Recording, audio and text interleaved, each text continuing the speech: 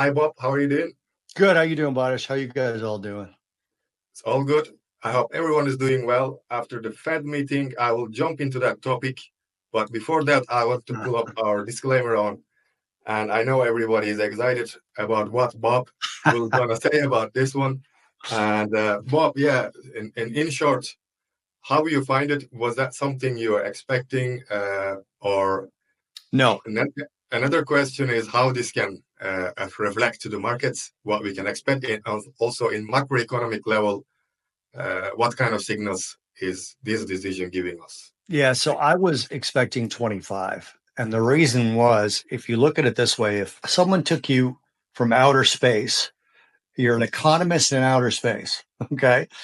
And you dropped in that economist into this economy, right? Mhm.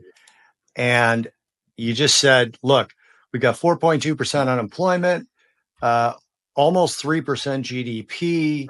We've got inflation between 2.2 and 2.8%, depending on which metric you use. Are you cutting rates? And are you cutting rates by 50 basis points? And any economy, oh, by the way, stock market's near all-time highs. So should we cut rates? Any economist from Mars or Pluto or wherever would say, no, we're not cutting rates at all. We might be more leaning toward raising rates. This Fed did the opposite. Now, I know it has quite a bit to do with where we came from, which was on the inflation side, but it doesn't excuse them doing this. And I think today's rally shows you, and there's something else to it as well, but today's rally shows you that the stock market realizes, I've said this to you guys in here before, inflation doesn't hurt the stock market at all. It actually helps the stock market because the stock market is an asset, and along with price inflation comes asset inflation. So that means while your prices are going high, so are the prices of the things that you own. So if meat prices and ag prices are going high, so are housing prices if you own a house, or so are gold prices if you own gold. So are stock prices if you own stocks. So we're seeing a new all-time high in gold, right? We saw that yesterday. We went a little lower today, but we're rallying right now. It's up about 0.25%. Silver is up 1.66%. Copper is up 1%. Crude oil is close up to 1%. Those are all assets. So do you consider these assets like defensive assets, or like the what? Like defensive assets, like people are just assets in general. Assets, the way I define asset is something you own, right? So a thing that you own that you can hold. This stapler is an asset. I own it. If I wanted to sell it, I could sell it, probably get 25 cents for it. But anything that you can sell to earn cash is an asset. Stocks, your home, your gold, your silver. If you have any copper in your copper pipes, palladium in your catalytic converter in your car itself, those are all assets. And stocks are assets. So the move we're seeing today, I think, is the market saying, well, we got lower rates now. That's going to spur economic activity, and that's going to cause asset prices to go up, as well as eggs, butter, chicken, steak. So I think we're going to get a renewed bout of inflation. I think this was a big, big mistake by the Fed, but I own stocks, so I don't care. Gotcha. Yeah. My point was, when there is like some sort of uncertainty or geopolitical issues, people tend to buy, let's say, silver, gold, more reliable assets. That's why I ask you, are you consider them as defensive assets? So people are just afraid.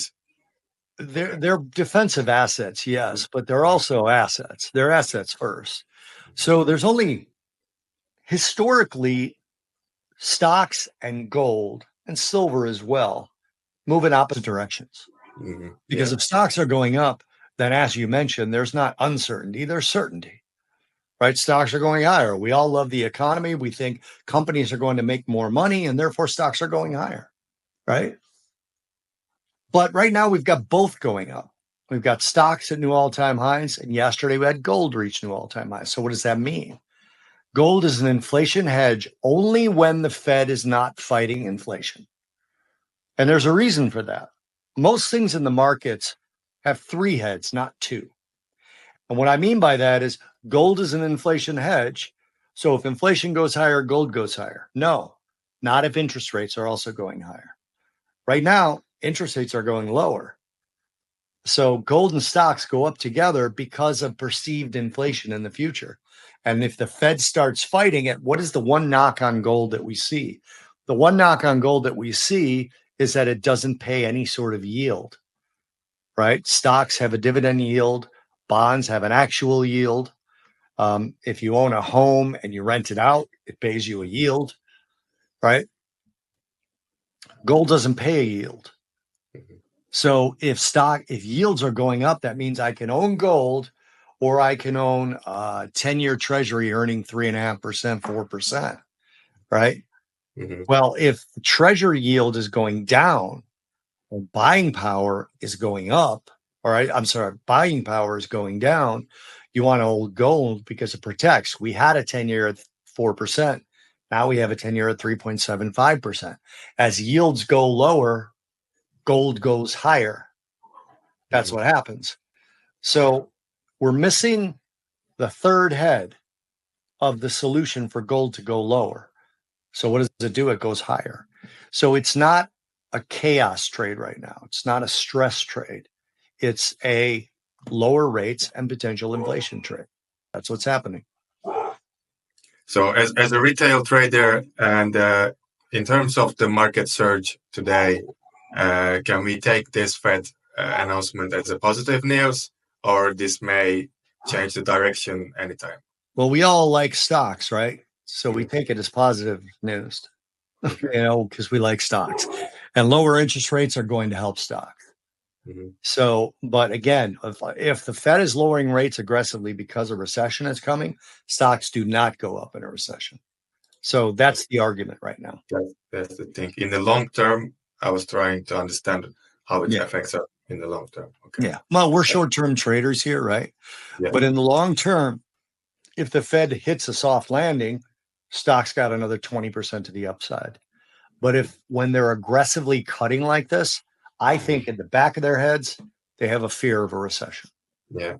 I was seeing on Twitter yesterday, somebody was mentioning that the last time Fed cut 50 basis points was 2007, just before the Great Recession. So it also makes people concerned about this situation. But yeah, thanks for that, Bob. I would like to say hi to chat. Ben is always there, as used to be. Queen there as well, from Oakville, Burlington. Ben doing good. All right. Sorry for this. But just my. Yeah, have you seen Ben's profit? 34%. Yeah, I saw well that. Done. That makes me very happy. Well done, Ben. I wonder if it's options or what kind of strategy you use there. Well, it also makes me happy because he told me the percent. Every time, yeah. Right. He tells us the percent. That could be $3,400, $34,000, $340,000, $3.4 million, or $34. Either way, he does well. Right. Either way, he does well. Well done, Ben. Yeah. It was a long trade. So before we jump in our exciting topic, I would like to remind everyone, please do ask questions during this session. Bob is always willing to answer, happy to answer. And also, if you have any idea for the next sessions, what you would like to see covered, you can pop that into chat as well. So Bob, if you're ready, if your presentation is ready, we can jump into our topic today, Fibonacci. It's ready. I just want to say one more thing to Ben. Mm-hmm. Make sure you put your losses up there too, Ben. Okay. Because it looks like you bought a really cheap stock that you were hoping rallied up. And I'm glad you got out of it, because when I look at that chart, that's not a good chart for me from the way I look at charts. You're looking at something that was trading at 10 cents, 12, 20 cents, and it went to 68 cents. That is about to get hammered, because they always do. They always do when they jump like this. So make sure you put your losses up there. Maybe he heard something about the company, or there was a news. Well, I mean, Signing Day Sports and Swift Global joined forces in an equity deal. So apparently that means something to somebody. It doesn't mean anything to me. And I'm not picking on you, Ben. I know when people invest in penny stocks and they brag about their gains, usually don't brag about their losses. It's very strange. So make sure you do that, my friend.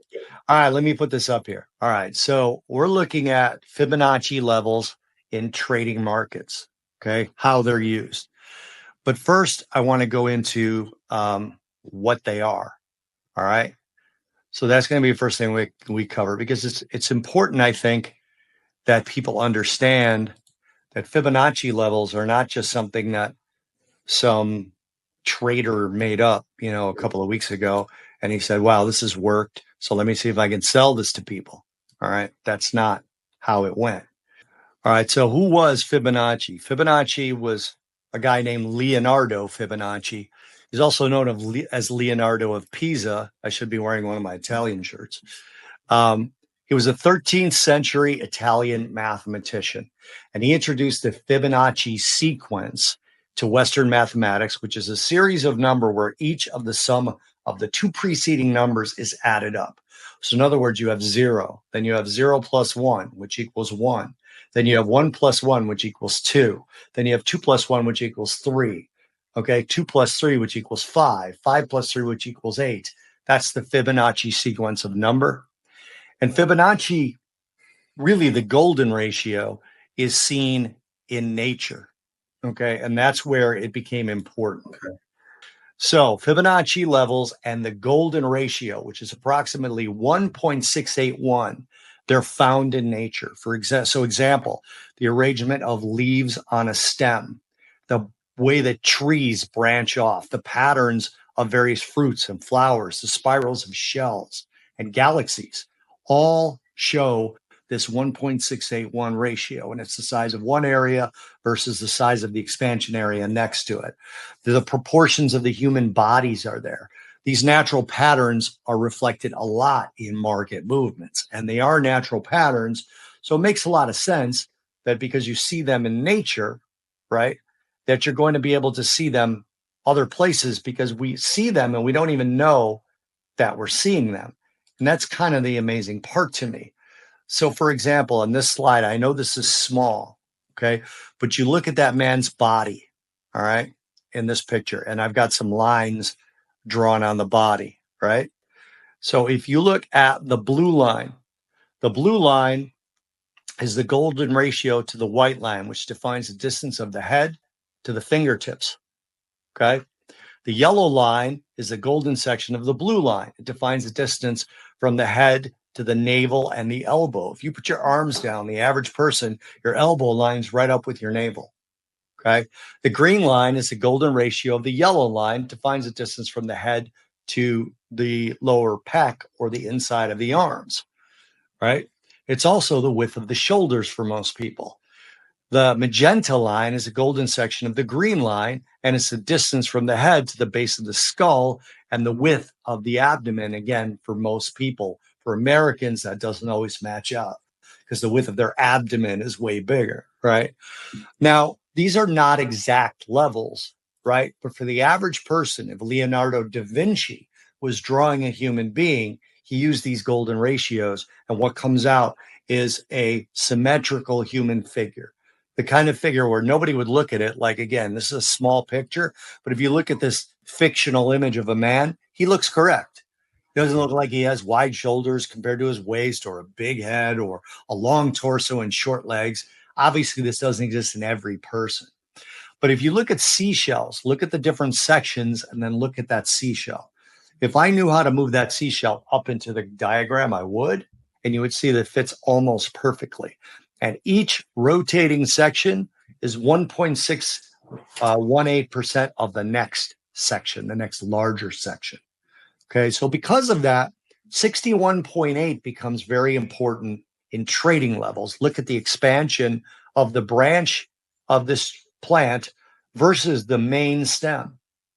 Again, you see this 161.8 rotation that nature abides by. It's a rule in nature.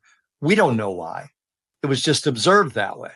And because it was observed that way, it becomes important. Very similar to a lot of the ways that I look at charts, right? A lot of the time, I don't care why something works. I just see that it does. Do 10, 20 years of research. Say, wow, over 10 or 20 years, this works. So somebody says to me, why do you think it works? My answer is, I don't care. Okay. It works. I am one of those people who can drive my car and not fully explain to you why it drives. I know there's a lot of people like that. There's probably some people on this show that could explain it to me. You know, the internal combustion blows the pistons, which turns the crankshaft, which turns the camshaft, or I might have that backwards, might be camshaft and crankshaft, that turns the rear wheels and the car goes forward, right? Ask me to build that. I can't build it, right? So this is a similar sort of a concept.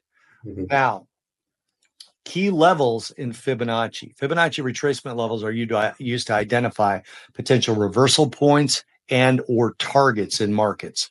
Now, the key levels are 23.6, 38.2, 50, 61.8, and 78.6. Okay, those are all a division of 1681. Okay, it's either a quarter of it or half of it or etc. It all works out except for the 61.8, which is just, it's a version of 1618. It's 618 instead of 1618. So it's a version of it. Extension levels, when you're looking for targets, 100, 138.6, 171.8, 261.8, and 423.6. Those are very key levels for targets. Okay. I also like the 178.6 extension. And the reason I do is when we close above the 168.1, I'm sorry, the 161.8, we have about a 70%, 80% probability of getting to the 178.6. So I really like that level as sort of a second target on a lot of trades. Now, these levels are calculated based on the golden ratio, and they're widely used in technical analysis, which makes them even more reliable. Because what have I said about price action? It's the mob. It's mob mentality, mob rules. If a lot of people are buying because they think this works, it works. Mhm. So, common uses in trading. They're used for support and resistance. Fibonacci levels help traders identify potential support and resistance areas. Retracement levels indicate possible areas where a market might pull back before continuing. That's something we use a lot in the double bottoms and double tops. We look for those pullbacks back to that base, and our stop is below basically the 38.6 retracement of the move, which I showed you guys last week. Extension levels suggest areas where a price might move to a target. I've said before, target is not necessarily somewhere where you cover the trade. It's somewhere where an action is required, and they're not foolproof. Very important, this last point. They're not foolproof. They're used in conjunction with other indicators. I really like Fibonacci, and I've mentioned before I use GAN, which are very close in a lot of instances. I really like when they line up with my rotation zone. That makes me very comfortable. The market pulls into the rotation zone, and that rotation zone happens to also be a Fibonacci or a GAN level. I really hope we get the move back up or the move back down so I can enter the trade, because that shows me some pretty powerful levels. Okay. More common uses, trading entry and exit points. I just talked about that. Entering trades near the 38.2 or the 61.8 on a pullback or a rally up if you're selling it. You want to take that in the direction of the trend if those levels hold. Selling or taking profits at target extension levels like the 161.8. Again, if it closes above the 161.8, it usually gets to the 178.6. So you might want to use it as a place to tighten your stop up or exit part of the trade. And these are strategies that aim to maximize profit while managing risk. Don't tempt these levels. Okay. Now, for me, again, I wait for closes. If it closes below, it matters to me. If it tests it and closes above, doesn't matter to me. And before you ask, talking about any time frame. Okay, the close above or below a Fibonacci level is way more important than a break. Okay, so oftentimes if I'm using a Fibonacci or a GAN for my stop, I usually have what we call a, I forgot the name that we call it, sort of a protective, we'll call it a protective stop or a chaos stop. Okay. I've usually got it 2 or 3 levels below the Fibonacci. So that if it extends past, if there's a move because there was a piece of news, I can't wait for the close or I'm going to blow my account out. I have a protective stop, and then I have my real stop, which is a close below or a close above a Fibonacci or a Gann level. Okay. So trend reversal identification. Sometimes if we see, like, let's say I'm in a long trade, it turns around, closes below the 38.6, that's probably a reversal of what I thought was a continuation trend. Price bouncing off a key Fibonacci level could suggest it. So if you're long and it goes up to the 161.8, hits it, turns around, and then closes below, say, the 150 or even the 123, it's probably reversing. The trend's probably extended to the place where it's going to extend. Now you can combine Fibonacci levels with other indicators like moving averages. That's my rotation zone. And other reversals like RSIs. A lot of you use VWAP. If you see that those line up, we call that a cluster.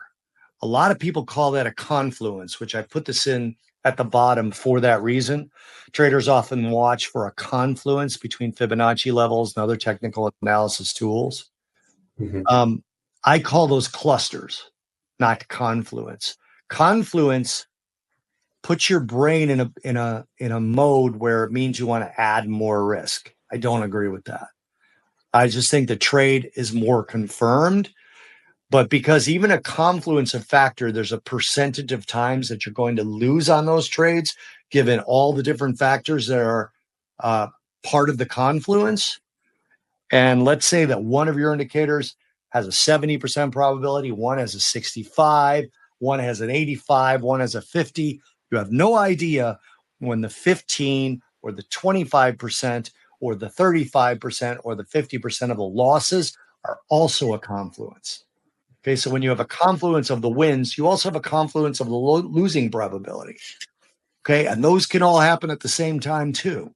So if you start increasing risk during those trades, you're also increasing the size of your loss, and those are hard to recover from. So this is a whole PowerPoint. I'm going to stop this, and I'm going to actually go share my screen before we run out of time to the TradeZero platform and show you kind of an example. Can I ask, Bob, if you're using Elliott waves within Fibonacci? I don't use Elliott waves, but I know a lot of people do. Matter of fact, my business partner, Mike Arnold, uses them, but he doesn't use them for entries and exits. He just uses them as a confluence or a cluster. Okay. All right. I got no problem with Elliott waves. It's just not something I'm very good at because I haven't used it. Let me get rid of us. And here, remember I drew this trend line in to show you what I might enter along. Let's get rid of that. Let's get rid of this box. Now, remember, I told you that when we were talking about rotation zone, I said if the QQQ goes up here and then turns around, I would get short somewhere around this box if it broke through it. I didn't. Guess why? It didn't happen. So this is why following your actual process rather than jumping the gun on trades, right? I also showed you a potential double top in the QQQ, didn't trigger. So you don't get hurt by that. So let me maximize this screen. Well, let's just do one quick thing here. Let's tighten this up a little bit. Let's do a retracement of this entire move from this low here, which looks like it's just the data is so small on these. October 13th of 2022, all the way up to these recent highs on the QQQ. So you've got two tools here, and I'm going to quickly show you how to use both of them. This is your retracement tool. All right, so I'm going to click on the bottom. I'm going to go all the way up to the top. Okay. Now, we got to close below the 23.6, but it did not extend down to the 38.2. Okay, when we got this close below the 23.6 right here, it does not indicate a short trade to me. Why? Because that's not the main level. The main levels are the ones that are divisible by 168.1, which leads us to 130 to 38.2. Some people might have put a trade in here. I personally would not have, because I looked for my rotation zone and that would have been a cluster. All right. Now that we didn't get down to 38.2, we closed back above. We're looking for a move to this new high. If you're looking at futures, it's already made a new high. Okay. Let's look at a shorter version since we're shorter term traders. I'm going to go back to this.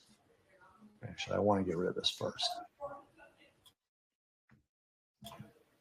In your daily routine, are you going back that much? Well, no, no. I generally don't. I use longer term trend lines to do that. Mm-hmm. Okay. But I know a lot of people that do.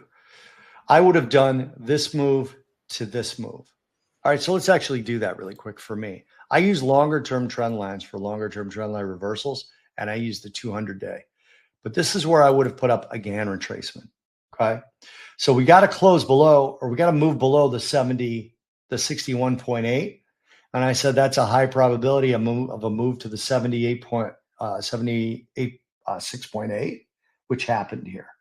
Okay. Now we didn't get a close below it until it actually already reached it. So I would not have had a trade there. Plus, I don't use Fibonacci's for entries, but that's an example of this probability. Got below the 61.8, high probability to hit the 78.6, and it did. All right, now we didn't get a negative close below the 78.6. So that's something that says, okay, we may be reversing back higher. Now, again, I didn't have a trade here. I didn't have a trade anywhere here on the NASDAQ. So I just kept my investment longs. Let's look at even shorter term. And got this one to here. All right. We got to move higher. We got to close above the 38.2. We got to close above the 61.8. We got up toward the 78.6. Didn't quite reach it, but now we've reached it today with a new high, right? So these Fibonacci, again, just for your own purposes, so you guys know, this is why I like Gann better, because Gann is more reliable. But it did play out where we're approaching that 78.6 when we got to close above the 61.8. So this particularly, if you were doing that research, would work out as a win, right?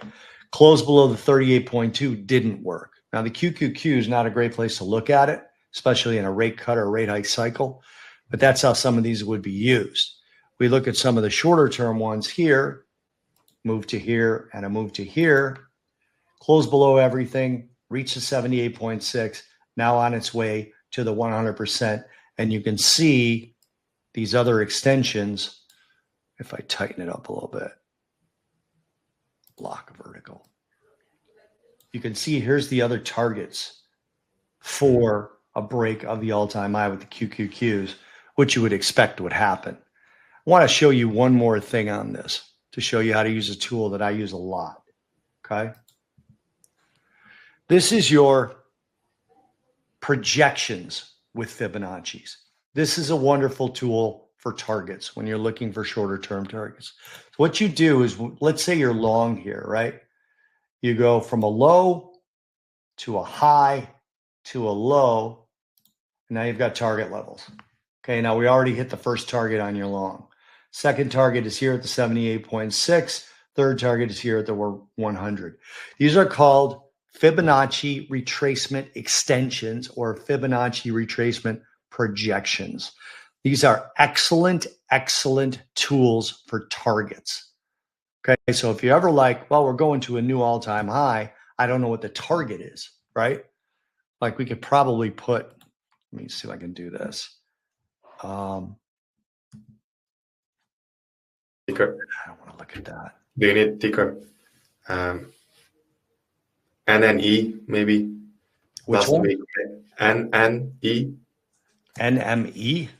NN, double N. Oh, double M. Correct. MME. Not M, sorry. N for nickel. Okay. Double N, right? NNE. Correct. Nano-nuclear. Yeah. All right. So let's do a projection on this. Okay. I'm assuming people are long this, right? So you want to go from a low to a high to another low. Okay. You got through that 100% projection. Now it's moving lower again. This again is a very low price stock. So it's just, for me, is a bad trade overall. But when you look at it from this perspective, you're looking for your next target to the upside to be 1871. Now you've also got moving averages that are turning. The rotation zone no longer exists here. So it's not the best for me. But if I had been talking about, say, a short, on a short, you want to go from high to low to high, right? So high to low to high, and you hit all your targets on the short. And you can even add further extensions as per the Fibonacci levels onto the projections. Here would have been the next one, right, for this particular move.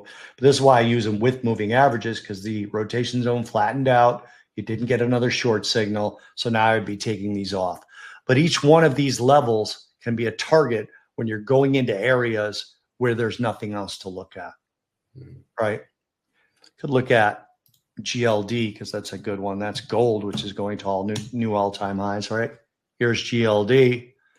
Let me tighten this up a little bit. So if I were looking for a target on gold, which I'm long gold, I've been long for a while, I'd go from a low, recent low, to a recent high, to a recent low. Okay, and there would be my projections.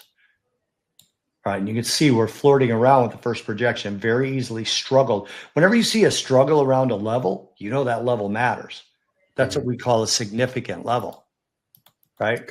And you're seeing that here in this price activity around the 181.8 or 0.3, I'm sorry, 0.8 projection extension of Fibonacci levels.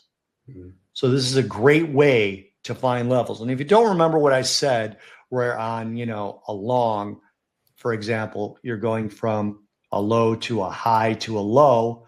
Sorry, I hit the wrong one. It's this one here. For a long, you're going low, high, low. If you put them on the wrong way, this thing will correct you and it'll have all the projection levels down below. And you don't want that for a long. You want that for a short. So the process on the TradeZero platform corrects you, so you don't have to worry about it.